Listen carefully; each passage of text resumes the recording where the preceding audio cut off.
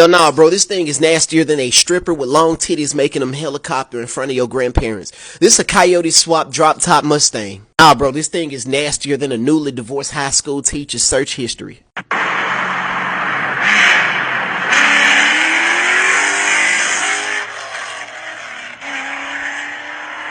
Hell no, man. This thing sound like a drunk stepdad taking a mean shit at Home Depot. And I'm on y'all ass. Probably asking, why would anybody do this? Well, let me explain this quite, like, a little simple, right?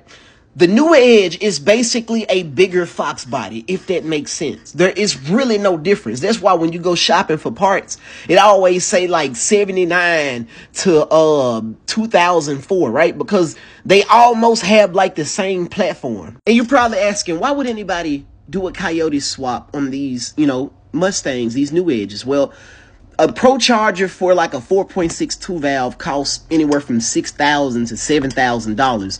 That's a whole Gen 2 or Gen 3 Coyote if you're looking in the right space. Imagine spending $7,000 for a Kenny Bell supercharger kit when you already going to make 430 horsepower, 400, and depending on what tune you're running, what type of exhaust mods and things like that, right? Yeah, you could potentially make over, 450 horsepower out of these Coyotes.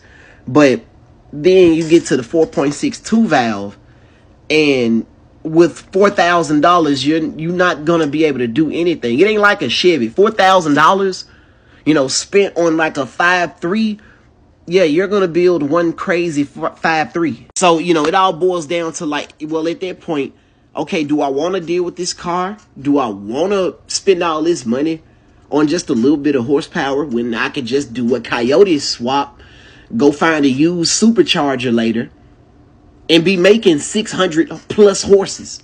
Yes, make sure you go follow my guy, DropTop_self on YouTube. Go subscribe, and please make sure you do that. He has so much in store for you and his Coyote swap new Edge Mustang. I think it sounds amazing, honestly.